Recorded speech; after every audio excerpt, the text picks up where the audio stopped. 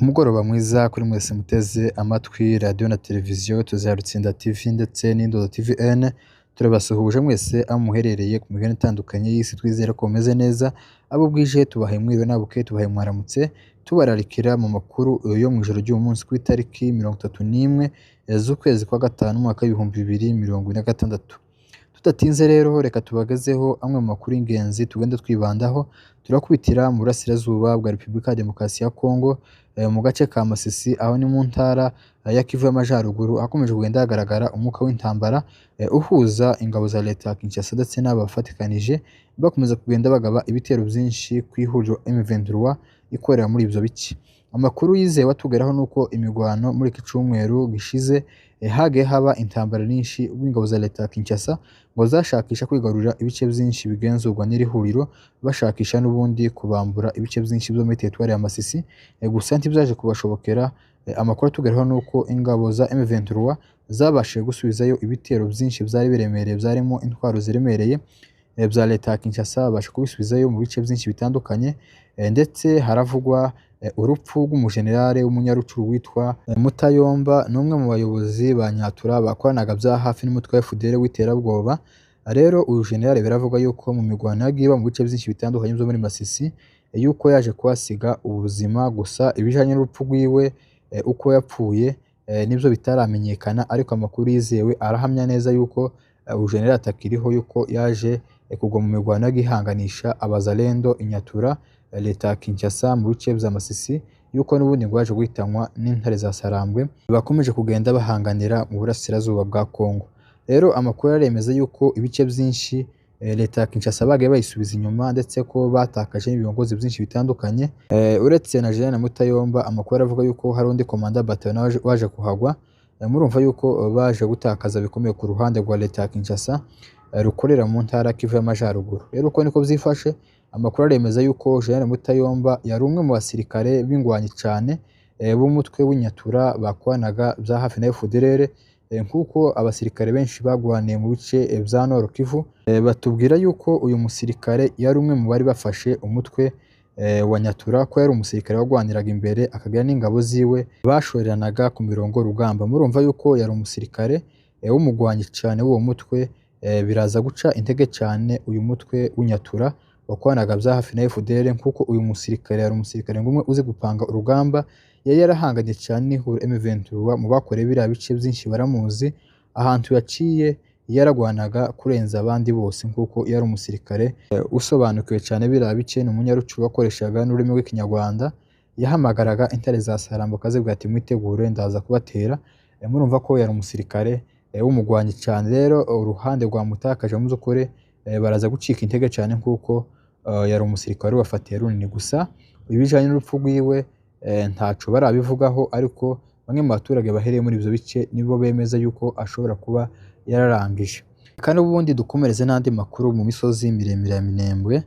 Hakomeje kugenda haba inzitiro zikomeye zashizweho n'ubutegetsi bwa Kinshasa kugira ngo abaturage ntibagere kuco bifuza kugeraho, haba inzira zabafasha mu buzima bwa buri munsi.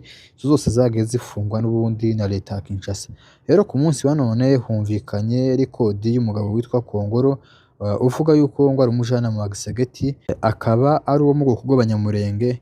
Yagaragaje yuko hari umudamu w'umunyamurenge bafite mu FARDC iherereye mu bice bya Mikenge, aho ni mu burasirazuba bwa Minembwe. Rero uyu mudamu akomeza agaragaza yuko ngo hagera Abanyaminembwe ngo baza kumutora.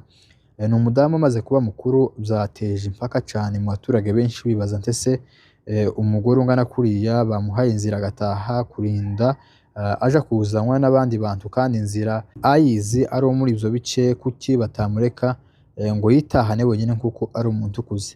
Bamwe bakomeza kugenda bagaragaza yuko ni politike y'umugabo Kongoro, nkuko n'umwanzi w'ubwoko wahagurutse kugira ngo arangize bene wabo. Bigaragara yuko yari afite intego n'ubundi yo gushakisha abandi baza kumutwara nawe babafate bugwate. Ni ibintu bitangaje cyane kubona ngo ubutegetsi bwa leta y'igihugu ifunga inzira yafata n'abadamu bavuye gushakisha imibereho ya buri munsi bakafata bugwate. Abadamu badafite intwaro, abadamu badafite ikintu na kimwe, ariko ubutegetsi bwa Kinshasa bukabafata bukabahohotera, bukabafunga nta kintu na kimwe, gusa kubera wa mugambi n'ubundi w'indengakamere wateguwe ushakishwa n'ubundi gushirwa mu bikorwa. Rero uwo mudamu yaje gufatwa mu by'ukuri afatirwa n'ubundi mu bice vya Mikenke. Abavyeyi b'uwo mudamu bitwa Sefania Rukuza, murumva ko ni abaturage bahereye n'ubundi murenge. Murabizi yuko agace ka Minembwe ari agace kazungurutswe n'ingabo za leta ya Kinshasa. Mu gihe hari umuturage bafashe, ico bakora ni ukumufunga, yaba umugore yaba umwana. Ni ibintu bibabaje cane ubwoko bwacu bukomeje kugenda buca mu bibazo bikomeye, ubwo ubutegetsi bwa leta ya Kinshasa bwakarengeye abaturage nibwo buri kubakorera urwicarubozo bene ruriya. Rero uyu mugabo Kongoro yakomeje agenda agaragaza yuko ngo hagira abanyaminembwe ngo baza kumutora, ariko n'ubundi kubera yuko ari umwanzi w'ubwoko, ari umuntu utifuza ibyiza, abantu benshi bamukenze bagaragaza yuko hari ikindi cishe inyuma yiwe, yuko n'ubundi ashakisha yuko hari abandi baje kumutora aho ngaho afungiwe n'ingabo za FARDC, nabo bashika bagafungwa kuko nta cyizere bamufitiye.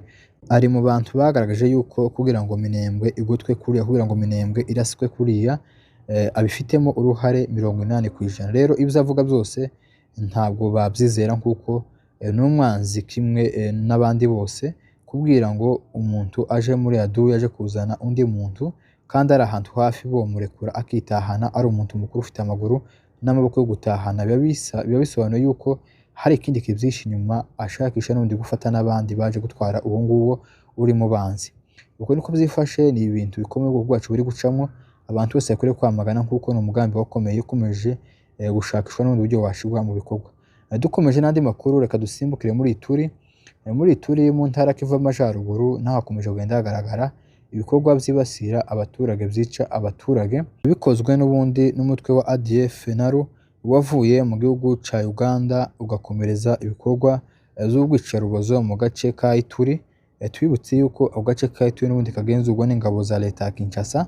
Ni ibikomeza kugenda bitangaza abantu benshi uburyo ahantu hari leta inanirwa kugarura amahoro ngo ikumire ivyo bitero byica abaturage umunsi ku wundi. Hari abaturage barapfa nk'uko kw'inyamaswa nta kirengera, kandi bakicwa gutyo mu bice bigenzurwa na leta, mu bice birimo ingabo za FARDC. Amakuru aturuka muri ivyo bice yemeza yuko ubwo bwicanyi bwabereye mu gace ka Nganji muri groupement ya Mbute muri territoire ya Beni. Amakuru yizewe yemeza yuko hamaze kuboneka imibiri y'abantu 6 nibo bamaze kuboneka bishwe n'ubundi muri ico gitero. Gusa haracariho indi mibiri nyinshi itaraboneka ikiyashakishwa, nuko umubare w'abapfuye bose utaramenyekana. Gusa hamaze kumenyekana abantu 6.